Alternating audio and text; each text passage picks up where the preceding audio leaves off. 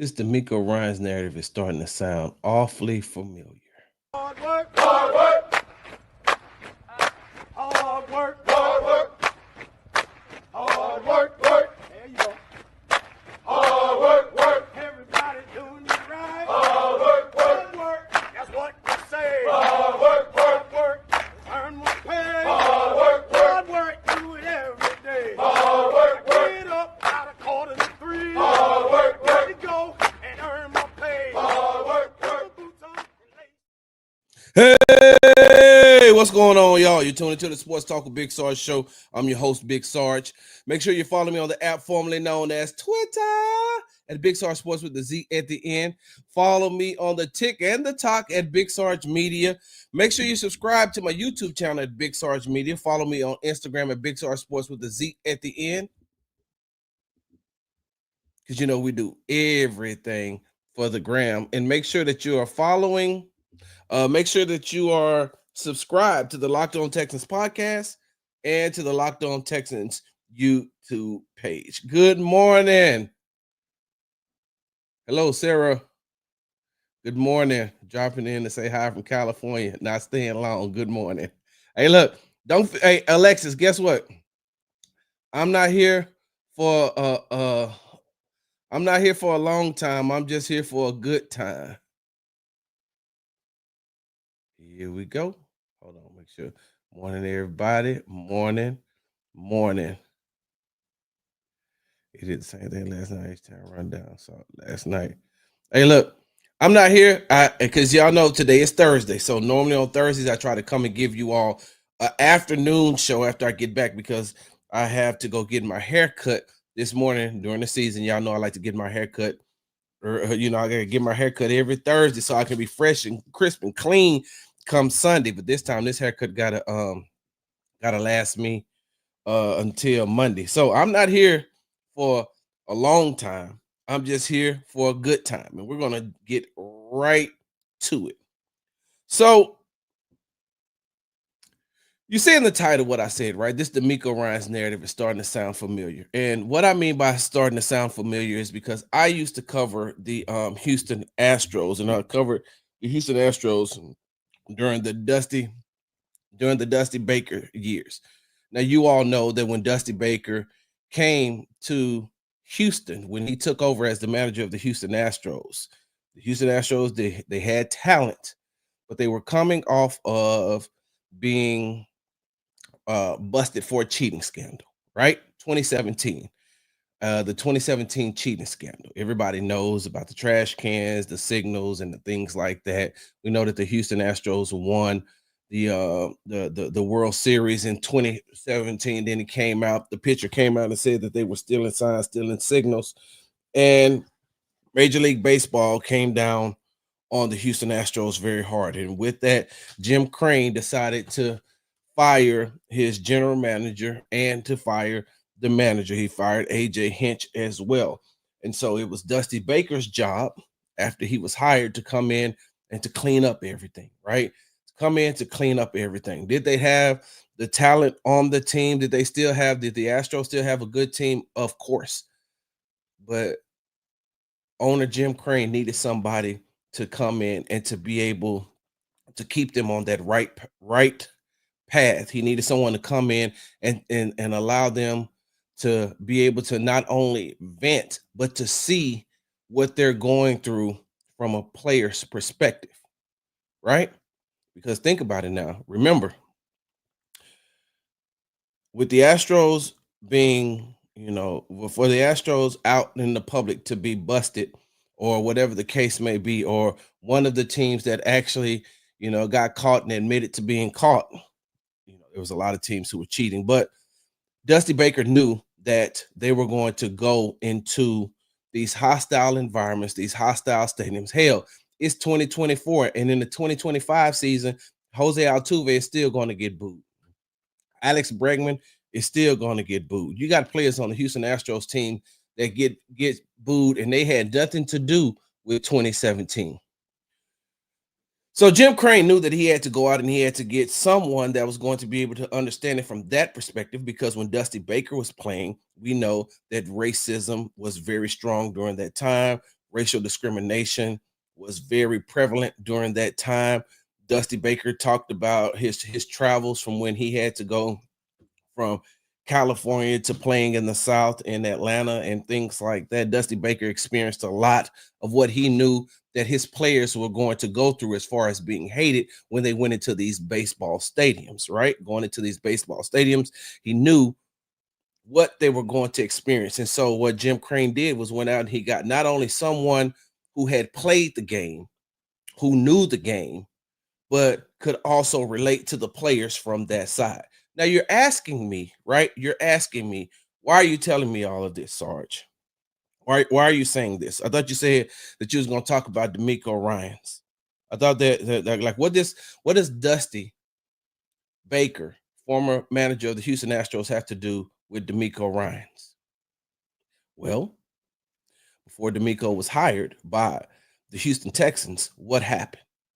Those 3 years of turmoil, those 3 years of a down franchise as far as the Houston Texans are concerned.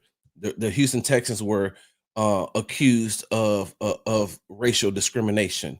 The the Houston Texans narrative that had been spewed all across television had been, here they go, they fired two black head coaches and only gave them 1 year to be able to help turn the thing around. Then you have the whole Deshaun Watson thing. And so just like the Houston Astros had talent on the team, but it wasn't an attractive job knowing what the path that they were about to go down, just like that wasn't an attractive job, and Jim Crane went out and got Dusty Baker, the Houston Astros job wasn't an attractive job. Those 3 years that the Houston Texans fans lived through, the Houston Texans organization lived through, the media lived through, like those were some troubling times. Those previous 3 years, the Houston Texans job was not attractive, but they went out and they got a head coach. They went out and they got a former player who was a defensive coordinator, somebody who had played the game, knows the game, who has been through some turmoil and some strife, who also played for this franchise. They went out and they hired DeMeco Ryans to come in and to help turn this organization around. Just like the Astros did with Dusty Baker, the Houston Texans did the exact same thing with going out and hiring DeMeco Ryans. Now,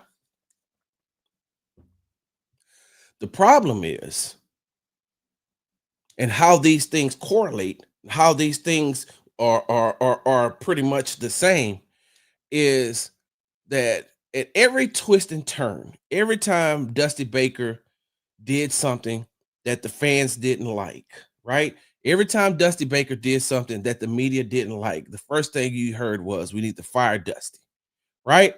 There's a certain crowd, as far as fans is concerned, there's a certain crowd as far as Houston local media members are concerned that kept screaming, fire Dusty, fire Dusty, fire Dusty, because they thought that they knew more than Dusty Baker. They thought, even though they had never played the game at the highest level like Dusty, all they wanted to say was, fire Dusty. Why is Dusty keep playing this person? Why is Dusty keeping that person? Why does Dusty put this person in the lineup? How come Dusty doesn't have that person in the lineup, right? And the only thing Dusty did was go to 4 straight ALCSs, go to 2 World Series, lost the World Series, won a World Series.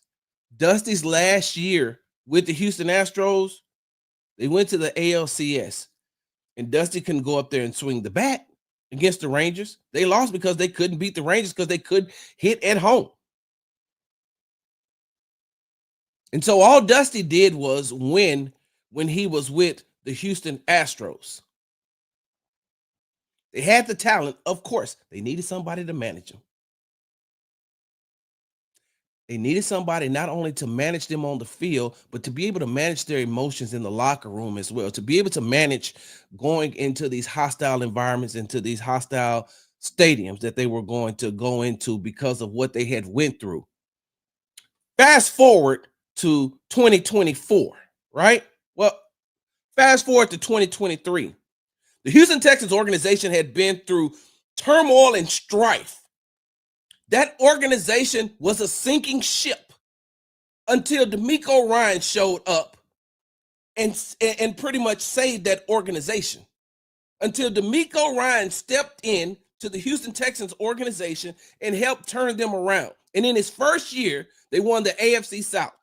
In his first year, they went to a wild card game and won. In his first year, they went to the divisional round playing the number one team in the AFC and had them tied 10-10 until the war of attrition took over and they just couldn't match the skill level and the skill set. They didn't have the talent due to the talent not being on the team and also the talent that was injured and was hurt. They just couldn't. And so we seen what happened in that second half of that Baltimore Ravens game in the divisional round. They took over. They won. They're playing the number one team in the AFC. Right. First year. Dusty's first year. What was that? The COVID year? It was like 29-31. They went to the ALCS, was down. What were they down? 3-1 and went to game 7 against who was that? Tampa Bay? Is that Tampa Bay? Is it the Tampa Bay Rays? I can't remember who it was. But the ALCS in Dusty's first year. So I'm saying all that to say this, right? DeMeco Ryans has only coached for the Houston Texans for a year and a half. Right? A year and a half. Everything isn't going to be rosy. Everything is not going to be rosy. And when it's not rosy, when it's not the way it's supposed to be, yeah, of course you can call it out, right? Of course you can say, hey, why does DeMeco have so much loyalty to Bobby Slowick? Of course you could say that. But some of y'all are getting real disrespectful and borderline fire Dusty. Y'all remember that time that we went through where every twist and turn, everybody wanted Dusty fired? Everybody thought that Dusty was incompetent. Everybody thought that Dusty was incompetent. Everybody wanted to say Dusty didn't know what he was doing, only for Dusty to turn around and keep winning. You're getting borderline to the point where you're going to hear people to start saying, fire DeMeco, and what is DeMeco? What's going to happen if they start losing? Well, they haven't started losing yet. So why are you already looking towards that angle? Yes, they're not winning the way that you want them to win. Yes, they've lost they lost that game against the Detroit Lions in a very, very, very bad fashion.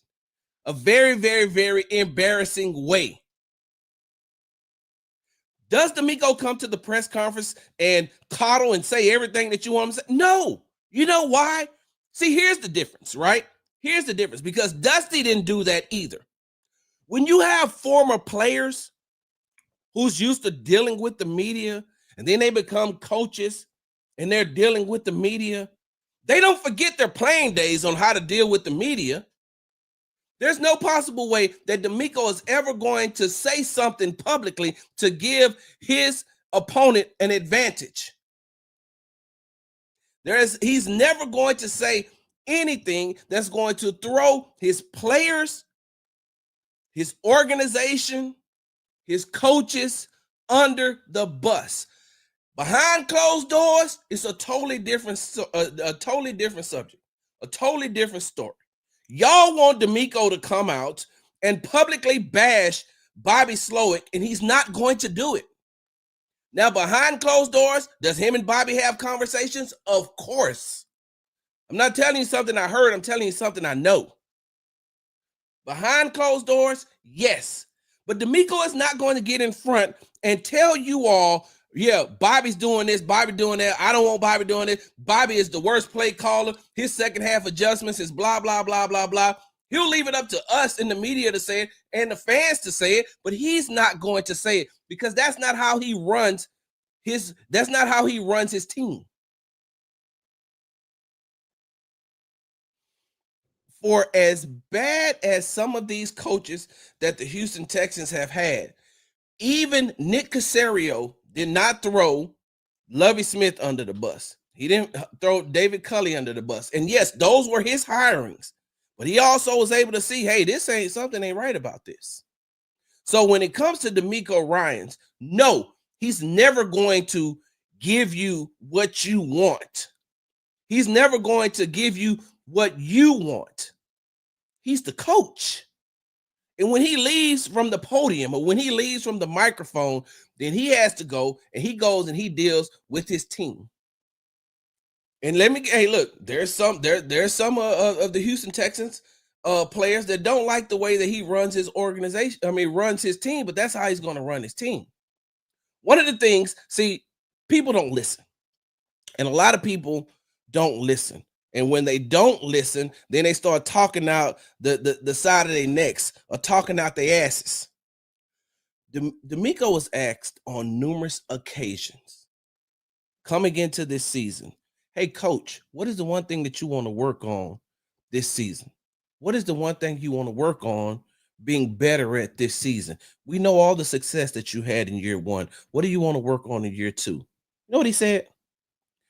I want to work on being a better coach for our coaches. I want to help our coaches become better because in year one, I solely focused on the team to get the team where they're needed to be. Now that we've gotten the team up to pretty much where it needs to be, now I need to help the coaches to get there. Go look it up. He said it more. Matter of fact, I have audio when I had my exclusive interview with DeMeco Ryans. That's exactly what he said. I want to coach up the coaches. I want to help the coaches. That's offensive coordinator, defensive coordinator, special teams coordinator, position coaches, all of the position coaches, everybody. He wants to be there for them. So, with that being said, if y'all think that DeMeco Ryans, hey, look, this is the craziest part about it because some of y'all want to paint DeMeco like he doesn't know what he's doing, like he doesn't have his wherewithal about on what he's doing. Let me look up something right quick. Let me tell y'all something about DeMeco that you may not know. And I want to make sure that I have this. Y'all know how I do it. I don't just like to give my opinions. I got to give the facts.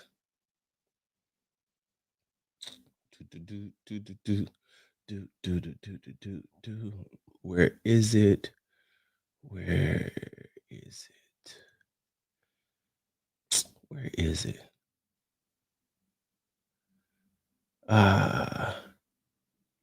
Maybe this. Where is it? I'm trying to find it for you all. I can't find it right here.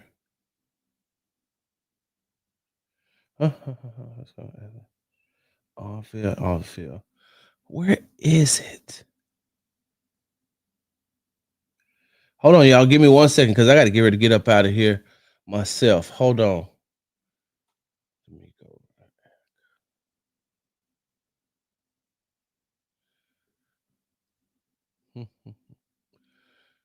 go.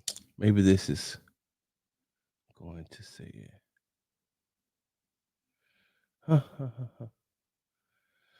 I can't find it, and I know that I have it written in one of my articles. I will go back and I will find it. So for some of these people are trying to paint DeMeco Ryans as not being smart. Go back and look at DeMeco Ryans' academic achievements from high school and from college. DeMeco Ryans is a very high level thinker. And DeMeco Ryans is always thinking two steps ahead of everything. Ask some of the former players who've played with him. They'll tell you, hey, he's a brilliant mind on the field and off the field. So I'm saying all that to say this. Getting back to the main point.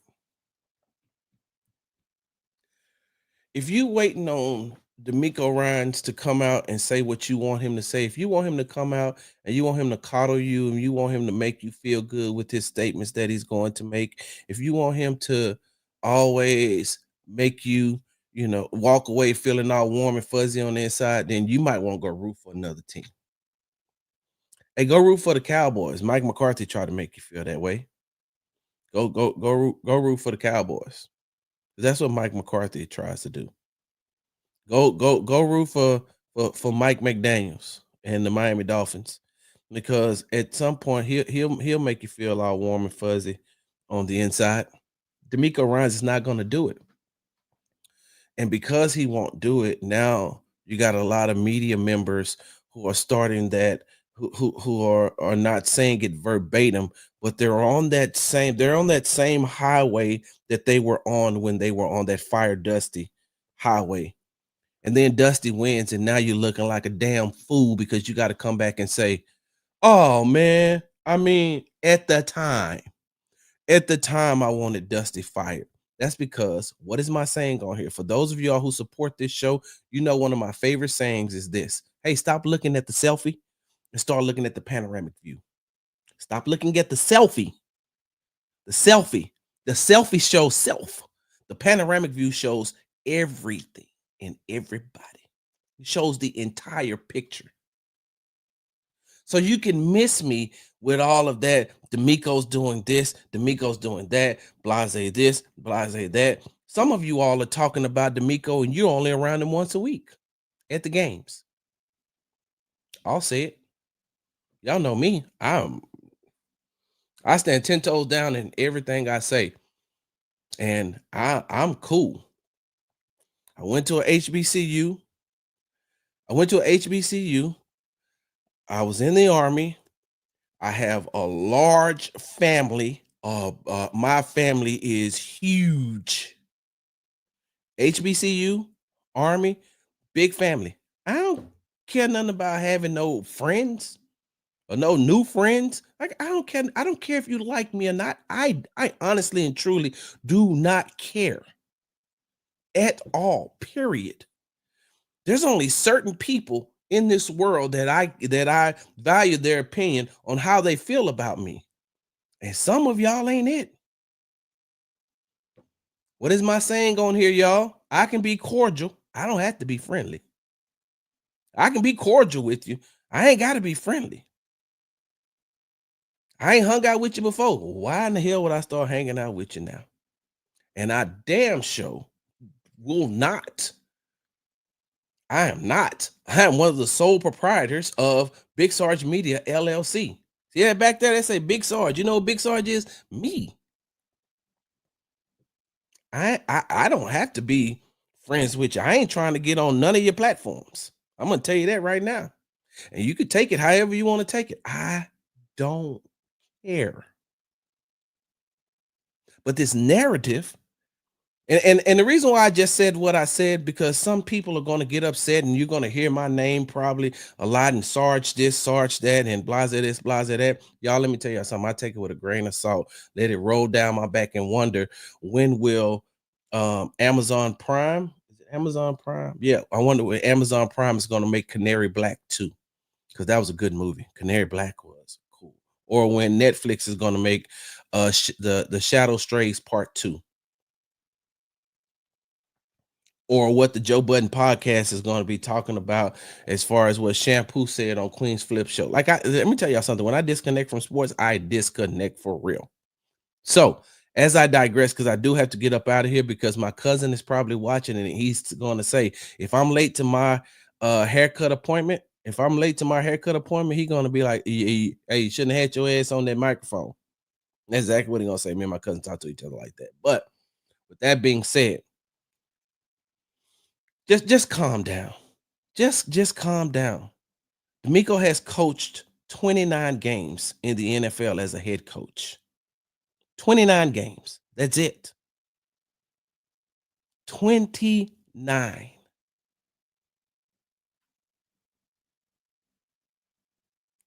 Calm down. Pump your brakes. You're 10 weeks into this season.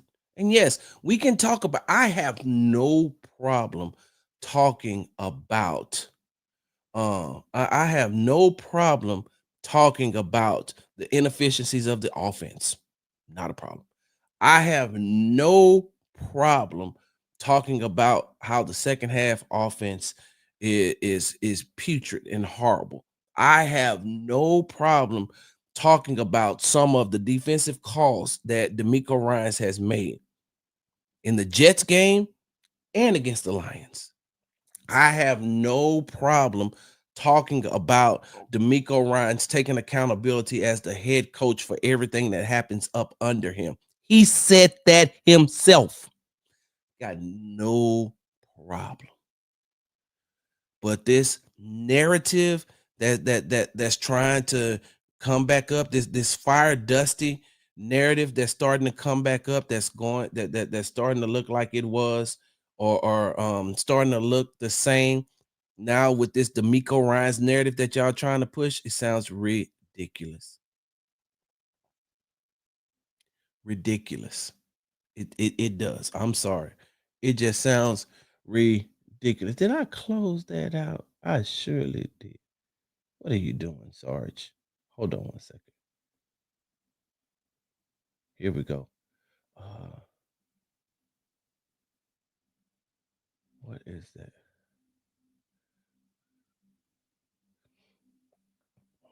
One second. One second. One second. One second. Yeah, I'll get back to that. All right, y'all. Listen, I got to get ready to get up out of here. I just had to come on and say that. Y'all know I normally just wait till the afternoon and say that, but I'm seeing it entirely too much in people. Yes, DeMeco Ryans will take accountability for what's going on. Hell, I've asked him questions and he's taking accountability, even though if it wasn't his fault, he's taking accountability because he's the head coach. So yes, he does take accountability. But these narratives that y'all are starting to build, man, it is crazy. Let me see something. You can't say it, but I will. It's because those people ain't. Huh, Tony? How quickly they forget when we had incompetence. They ain't talking about what type of coach DeMeco is or will be. It's just some silly. Exactly. Never happy. Never happy. But negativity moves the needle as far as ratings is concerned. They were talking so much crap if Migo came out throwing people under the bus. I don't know him personally, but he does see that kind of exactly. Because if he was throwing them up under the bus, then they'd be getting mad. Exactly. If your question DeMeco football and tells your life, tell you are the dumb one. Man, these fans want success so fast. So last year was a hell of a start to his career, but in DeMeco, I trust.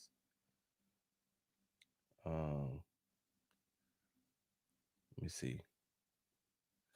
Seems a lot of media members despise these players and their success personally.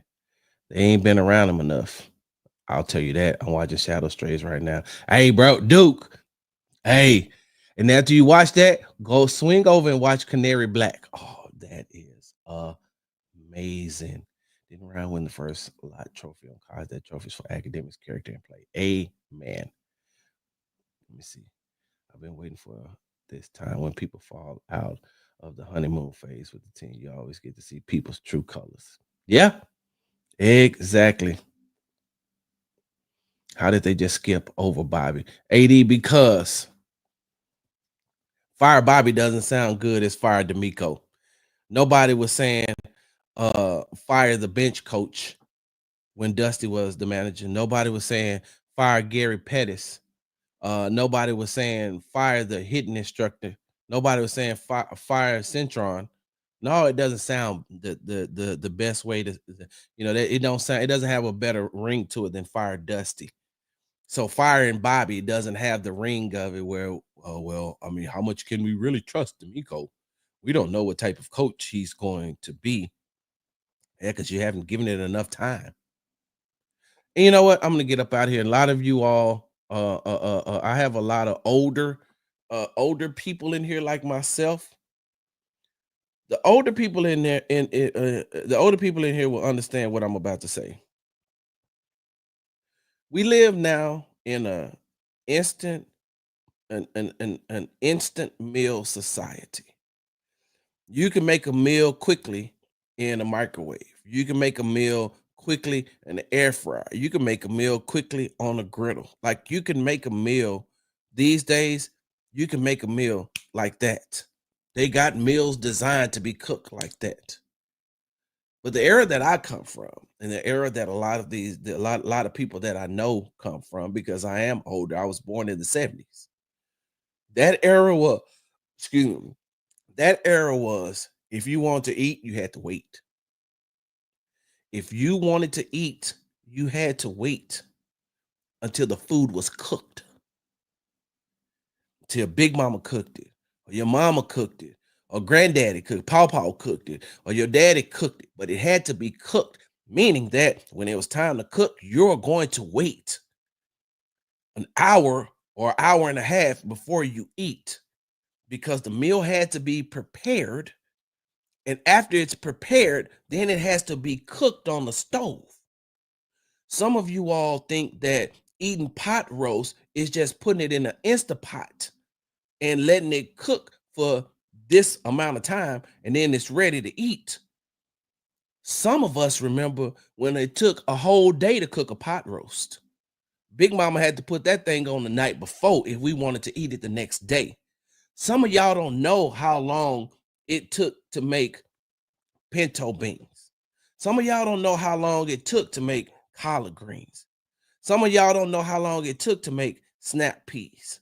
Some of y'all don't understand that a meal had to be prepared and cooked, and you had to wait. It wasn't instant. And that's the problem with a lot of sports fans right now. You want it like this. You want it like this. Well, do you know what some of them microwave meals with all the additives, preservatives, and all that other stuff that's in it doesn't even cook half, it doesn't even cook fully. And then you want to just eat it because you think that it's done. Let me have it right now. Compared to that same meal you just put in the microwave, if you cooked it, would be totally different. Microwave food tastes way different than cooking it. That's the problem right now. Some of you all don't know what it is to be a stove society. And I'm talking about gas stove. Some of y'all don't know what it's like to live in an oven society. Some of y'all got ovens now that you probably ain't never used in your entire life. When I was growing up, that oven got work. That crock pot, not the Instapot, the crock pot got that work. If you was hungry, hey, you can grab you a snack, but this food ain't gonna be ready for another hour. If you want to eat, guess what you're gonna do? You're gonna wait. And while you're waiting, you smell the food. You can smell it. You smell how good it is. You like, God dang, I can't wait to eat that meal. Then you eat it. Then it tastes good. But you had to wait till the meal is prepared. All I'm trying to tell you all is the ones who are starting to lose faith and this, that, and other in DeMeco. Hey man, you gotta wait. Don't get me wrong. Every meal that was cooked, all of them wasn't good. And if it don't taste good, then okay. But at least wait for the meal to be prepared and then see what happens. A year and a half of head coaching for a new head coach is not enough time for you to say, damn, this is good. That's why half of y'all minds is as messed up as it is right now. I got to get up out of here, y'all. I got to go get chopped and faded. Hold on. Let me read some of this. Why in the hell will we fire Miko? Yes, he made bad coaching calls in 311. He'll fix him. He has the people that's gone. Bingo. Pre-charge. The sticking their fingers in the pot when the pot's still on simmer. Then ain't even ready yet. Street runners. That's a great quote. They can make a meal quick, but can they make them? You know, I'm not getting into that with you. Not come running, asking when it's gonna be ready. Hey, Sean. And if a cake is being made, oh, don't come in that kitchen. Don't come in that kitchen if a cake being made. Oh, heck no.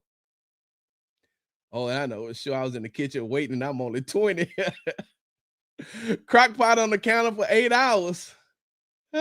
Patience is the key. Man, they don't even know about leaving home and being out of contact with the world. Exactly. This so I get a cut and come outside with the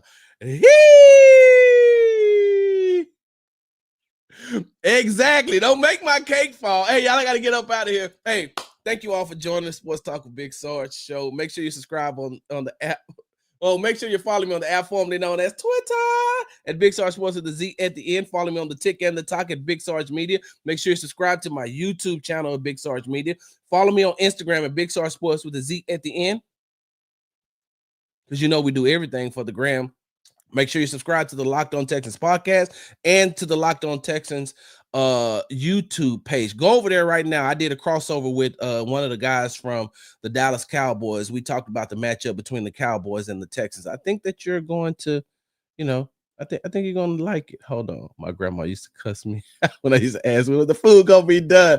Hey, man, I appreciate y'all. We may come back this evening. We may come back and do a little something this evening. Big Sarge, I'm out. Hard work, hard work, hard work.